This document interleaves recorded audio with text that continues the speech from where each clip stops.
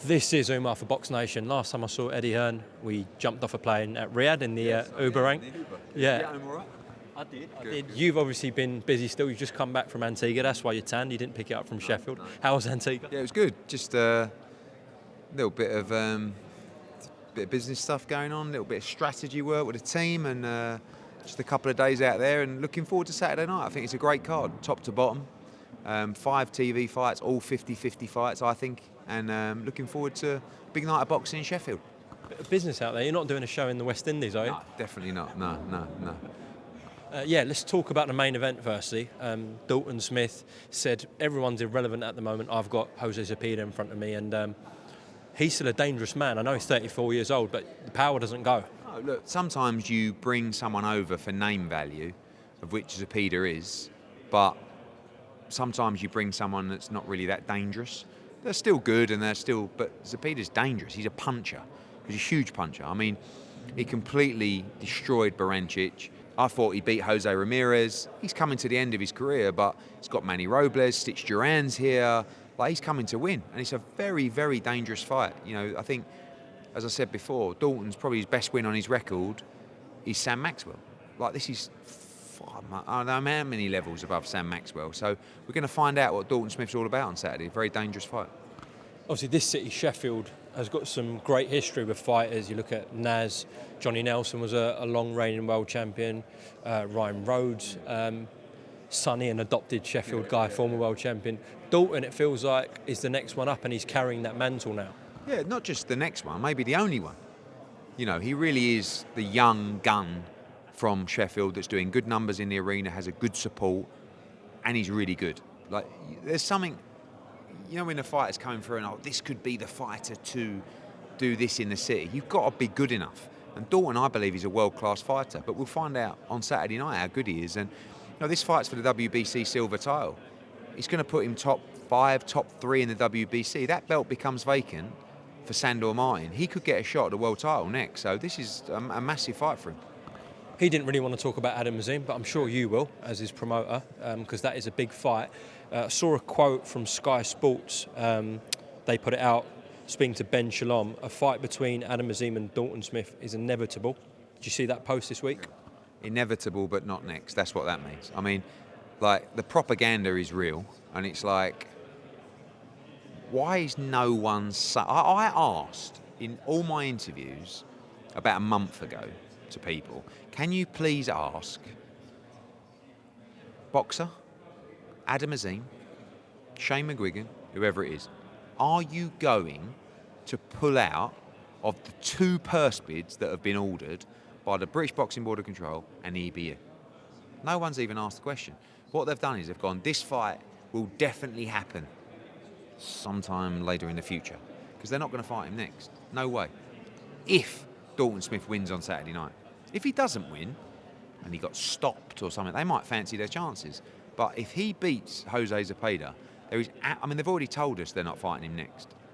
But we don't understand why they haven't pulled out. I presume they're going to pull out before Saturday, because if Dalton wins, it's going to start getting really embarrassing. Because we don't really want to take a step back and fight Adam Azim, but we'll do it, of course, because it's a big fight, and we think we win that fight comfortably. But I want Dalton to go and fight for the world title, not fight back on the domestic level. And it is the wrong fight for Adam Azim, because he's not good enough yet. But he is. He could be. He's a really good fighter. But I just don't know. It's like they don't know what to do, so they do nothing. You know? What they should have done, as soon as that fight gets ordered and they've decided they're not going to fight him, pull out, make a statement and go, that fight is a big fight down the line, but we've got other plans with Adam Azim. We're not, I haven't even got to say we're not quite ready for it. But I don't know. I don't really know what they're doing. Well, next week they've got a fight week, of course, with Wardley Clark. So, if there's a question on that, what do you want asked? Are you going to fight Dalton Smith next? Are you going to pull out of the purse bids? I guarantee you, because they won't want the questions next week, they will pull out before that, because they start saying, they will pull out. And if I was them, I'd probably pull out. What does it say? Thursday, tonight, tomorrow, because it will give Dalton's fight a chance to take place. Then it'll have a few days. Then you'll get the questions next week, and you give yourself a little bit of time. But again, when you don't know what you're doing, it's like you have no plan. And the only one that end up getting a stick is Dalton Smith, Adam Azim. Just on Boxer, I don't know what you can say on this, but we saw an article in the Times that was saying Sky Boxing promoter, as in Boxer, was sending ticket money to a mystery third party, and Muslim Rajid was mentioned in that article as well. Just some thoughts on that, Eddie? Yeah, it's their business, really. You know, obviously it's not a good look for boxing. It's not a good look for Sky. But I haven't really read the articles at length. Obviously the headlines don't look very good. But their business, their problem. We've never had any, you know, the one time we've had any conversations with Maz Majid is when he represented David Hay, back when he fought Bellew 1, 8 years ago, something like that, 9 years ago, I can't remember how long it was. And never, you know, no dealing since. In fact, the only time I've seen Maz around boxing was when I went for a meeting with Joshua Buatsi, and he was there representing him in a meeting. And I was like, oh, you know, and but again, don't know enough about it, none of my business, best of luck. Let's move on to Anthony Joshua. I'll explain why I'm asking this in a second. Reports coming out, well, from Ronnie Shields, who made some quotes, Hrgovic's trainer, that June 1st there are talks for Daniel Dubois and Filip Hrgovic. If that does materialise, could we see the winner in with Anthony Joshua for the IBF title? Yeah, possibly. I mean, look, obviously, there's a lot of chat around the 5v5, and the weight classes will be announced soon. One thing to stress is that the fights aren't getting made. You're just putting forward your selection. Do you know what I mean? So if there was a heavyweight fight and we put forward Filip Hrgovic and they put forward Daniel Dubois, yes, that fight could get made, but not talks of that specific fight. Nothing would get made then. No, exactly, and that's not the concept of the event. So obviously AJ is in line to fight for the IBF World Heavyweight title. It's not even vacant yet, so who knows? But you know, we had a call with AJ the other day. He wants to fight, really. You know, he's fought 4 times in 11 months. You've got to be a little bit careful with all these camps. My recommendation is probably to wait till May the 18th, but to stay training and to stay ready, and then make our move after that. But you know, he's keen to get back in the ring, and you know, maybe it could be straight against Hrgovic, or maybe it could be against the winner of Hrgovic Dubois if that was a fight that happened. So he's ready. He's ready to fight anyone. In an ideal world, Tyson Fury wins, and we fight Tyson Fury straight away. We appreciate there's a rematch clause, etc. But anything can happen in boxing. How much credit? Obviously, Anthony's the one who's got to apply it, listen to Ben Davison and the Performance Centre, and then do the work in the ring. But how much credit do you give to Ben Davison and the Performance Centre? Oh, massively. You know, when you see an improvement like that, you have to. I mean, the credit must always firstly go to the fighter, because it's the guy or the girl who's in there, you know, putting the work in. But the training team has been a revelation for AJ, and not every trainer suits every fighter. Do you know what I'm saying? Like when an amateur fighter or a fighter comes to you and says, I need a new trainer, it's not just this guy's on fire at the moment, he's the one. It's who suits the specific individual. And that link up is so perfect, because AJ is a guy that once he understands the strategy and the plan, and it's explained to him in the right way, I think he's unbeatable. And Ben, firstly, and Lee put the plan in place, which is spot on, but it's the way they deliver it to him. You see, you can have a great plan, but if the fighter doesn't get it, if he's not invested in the plan, if he doesn't truly believe it, it's different. AJ gets it, he understands it, and he believes in it. And that's what happened against Wilding, and that's what happened against Ngannou, and that's what will happen next time. So he's in a great place, honestly. Really, I'm so excited for Anthony's future. And right now, I think he's the biggest star in the sport. Talking about Ngannou, this was a quote from himself. We receive a schedule, and for some reason, I'm there at the arena at least 1 hour before Joshua. They do this kind of trick to make you tired. I didn't realise how important it was. Mental. I mean, firstly, who does this kind of trick? I mean, we didn't tell him to get to the arena at that time. So what are you saying? Saudi Arabia told him that we're playing tricks with him? Don't be ridiculous. All fighters get told a time to be at the arena. It's completely up to you what time you want to get there. Some fighters like to get there 3 hours before. Some fighters like to get there an hour and a half before. AJ was told what time to be at the arena. We're experienced enough to know whatever. Our fight. What time are we fighting? Approximately X. Okay, we're going to get to the arena at that time. I'm not sure how getting to the arena 45 minutes or an hour before is going to tire you out. I don't know what he was doing in the changing room, but disappointing really, because just take it on the chin. You got destroyed by arguably the best heavyweight in the world. It's no shame. One thing I will say about Anthony and Tyson, when you look at some of the major names in the heavyweight division, Ngannou just there, Deontay Wilder's done it previously, I see Anthony and Tyson never make any excuses. Well, Tyson's never lost. No, but he had a bad performance against Ngannou and he doesn't really make any excuses. No, true. And AJ took it on the chin. Like, when there were major reasons why AJ wasn't his best in the Ruiz fight. And it was nothing to do with the changing room before and all this kind of like conspiracy theories around. But he had a horrific camp. He's never mentioned it. Well, and I won't even mention it because he won't want me to mention it. Do you know what I mean? But he's never even said, yeah, this, had an injury problem or whatever. He just, no, I lost. I got beat by the better man. That's it. And really, that's what Ngannou should be saying. Not, oh yeah, they got me to the change room early and tired me out. I mean, fucking hell, come on.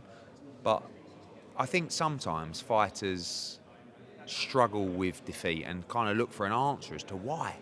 Rather than just saying, I wasn't good enough and I got beat by the better man. It's, I was at the arena early, wasn't I? And he said, like, in the fight, I didn't quite feel myself. I'm not surprised.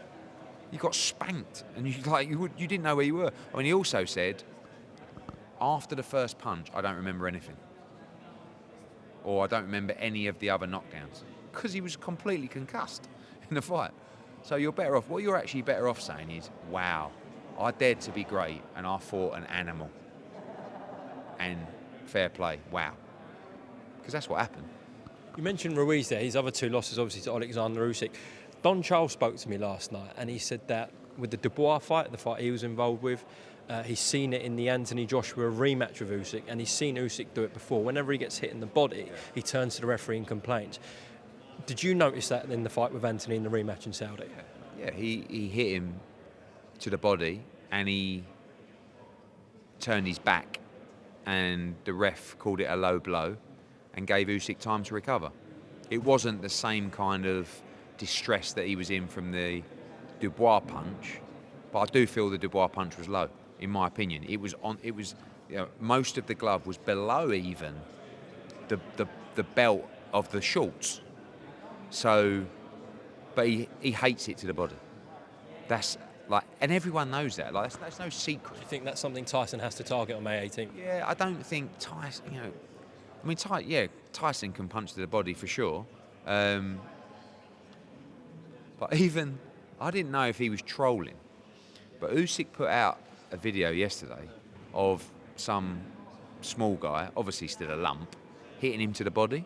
You've only got to look at his reactions to this guy who wasn't even hitting him that hard to the body. And that's why I presume he's trolling. If he's not, then, But, Fury's difficult for a 6'9" guy to,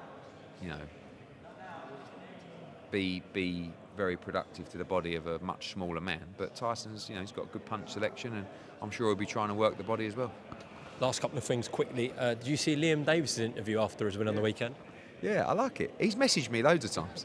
He's quite funny, actually, and he's got a point, because I always say winner stays on, and he won behind closed doors, and Errol said to me, sign him, and I didn't really have anything at super bantamweight at the time, and look, listen, I'm honest, I didn't think he'd go on and do what he's done. I didn't see anything in that fight that told me this kid was going to go on and be a world level fighter, which I think he's established himself as now. I think he's been brilliant, and I think he's exciting to watch. I have got a super bantamweight for him, Shabazz Massoud, and I am in talks with George about making that fight. Now, whether that's on a 5v5 or whether that's on another show, but that's a great fight. And I like Liam Davis.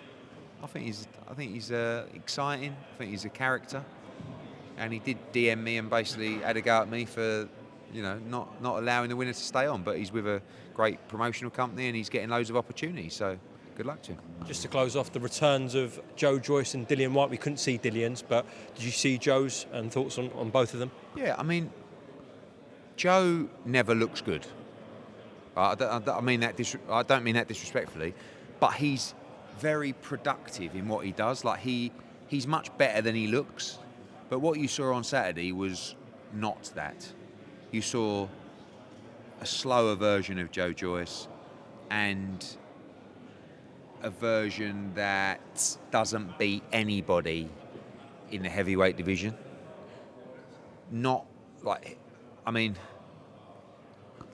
I worry in fights where he's in with a puncher with fast hands. Like Deontay Wilder against Joe Joyce does not end well for Joe Joyce. And I actually think Deontay's going to come back. I think he'll make his way back. Anthony Joshua against... I've said this to people before. Even like now people think Joe Joyce is in decline. I don't think he's in decline. Great win against Joseph Parker. I think the Zhang, who wasn't really firing like he is now, the Zhang defeats. But Joe's greatest attribute is his chin. I don't think his chin's that great anymore. So anyone with fast hands, I mean, Cash Ali hit him a dozen times flush on the chin, but Cash Ali can't punch. So if he goes in with a puncher, it's not going to be pretty. So that's my thoughts. And Dillian I didn't see, but look, he's a handful, Dillian. I don't know where he's going to be allowed to box, but he's going to find a way, and hopefully he can get active. What's this little number you got on? This is Arnie. Love Arnie. This is Arnie as well. Yeah. So, unbelievably cheap. God, I feel like Charlie Parsons here. I know, but it's like, see, I'm one of those people that if I like something, I just buy it in every colour. So I bought this in black, light grey, navy, and something else, trousers, whatever. I think the whole thing cost me about 500 quid. Got about 12 outfits out of it, so that's an unbelievable plug. Arnie, you've got a sponsor already earned now, to be honest. Yeah, just send me all the gear, I'll wear it all, mate. Eddie and BoxNation, thank you very much. Cheers.